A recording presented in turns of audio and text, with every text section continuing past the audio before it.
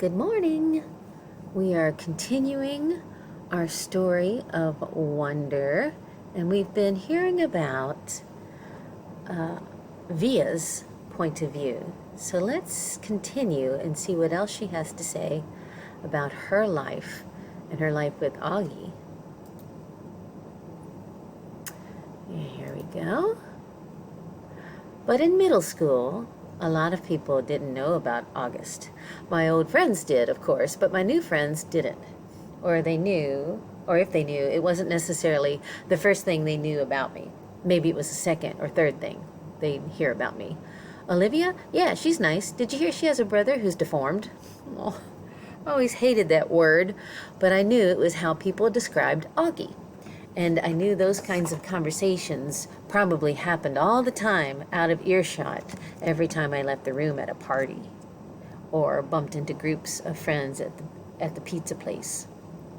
And that's okay. I'm always going to be the sister of a kid with a birth defect. That's not the issue. I don't always want to be defined that way. The best thing about high school is that hardly anybody knows me at all, except Miranda and Ella, of course, and they know not to go around talking about it. Miranda, Ella, and I have known each other since the first grade. What's so nice is we never came to explain things to one another. When I decided I wanted them to call me Olivia instead of Via, they got it without my having to explain. They've known August since he was a baby. When we were little, our favorite thing to do was play dress up with Augie. I can imagine. Load him up with feather boas and big hats and Hannah Montana wigs. I think my mother used to do that with her baby brother. That's funny. He used to love it, of course, and we thought it was adorably cute. He was adorably cute in his own way. Ella said he reminded her of E.T. She didn't say this to be mean, of course, though maybe it was a little bit mean. The truth is, there's a scene in the movie when Drew Barrymore dresses E.T. in a blonde wig, and that was a ringer for Augie in our Miley Cyrus heyday.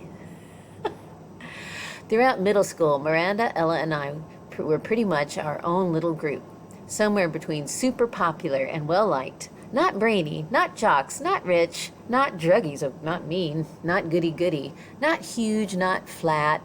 I don't know if the three of us found each other because we were so alike in so many ways, or that we found each other, or that because we found each other. We've become so alike in many ways. That's a good thing to think about. Are your friends like you, or do you become like your friends? We were so happy when we all got into Faulkner High School. It was such a long shot that all three of us would be accepted, especially when almost no one else from our middle school was. I remember how we screamed into our phones the day we got our acceptance letters. This is why I haven't understood what's been going on with us lately now that we're actually in high school. It's nothing like how I thought it would be.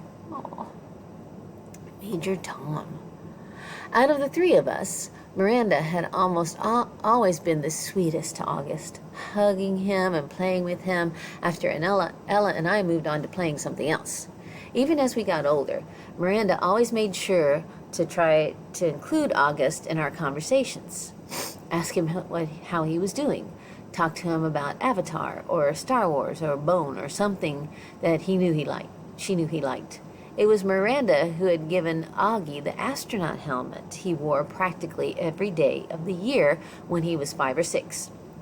She would call him Major Tom, and they would sing Space Odyssey by David Bowie together. It was their little thing. They knew all the words and would blast it on the iPod and sing the song out loud. Since Miranda's always been really good about calling us as soon as she got home from summer camp, I was a little surprised when I didn't hear from her. I even texted her and she didn't reply. I figured maybe she had ended up staying in camp a little longer now that she was a counselor. Maybe she met a cute guy. Then I realized from her Facebook that she'd actually been back home for a full 2 weeks. So I sent her an IM and we chatted online a bit. But she didn't give me a reason for not calling, which I thought was bizarre. Miranda had always been a little flaky, so I figured that's all it was. Maybe we made plans to meet downtown, but then I had to cancel because we were driving out to visit Tata and Papa for the weekend. So I ended up not seeing either Miranda or Ella until the first day of school, and I have to admit, I was shocked. Miranda looked so different. Her hair was cut in a super cute bob that she dyed bright pink of all things, and she was wearing a striped tube top that A, seemed way inappropriate for school, and B, was totally not her usual style. Miranda had always been such a prude about clothes, and here she was all pink-haired and tube-topped. But it wasn't just the way she looked that was different. She was acting differently, too. I can't say she wasn't nice, because she was, but she seemed kind of distant, too. I can't say she wasn't nice. Oh, wait, read that. But she seemed kind of distant, like I was a casual friend. It was the weirdest thing in the world. At lunch, the three of us sat together like we always used to, but the dynamics had shifted. It was obvious to me that Ella and Miranda had gotten together a few times during the summer without me, though they never actually said that. I pretended not to be upset while we talked, though I could feel my face getting hot, my smile being fake. Although Ella wasn't as over the top as Miranda, I noticed a change in her style too. It's like they had talked to each other beforehand about redoing their image at the new school, but hadn't bothered to clue me in. I admit, I had always thought I was above this kind of typical teenage pettiness, but I felt a lump in my throat throughout lunch. My voice quivered as I said, "See you later," when the bell rang. Oh, poor Via.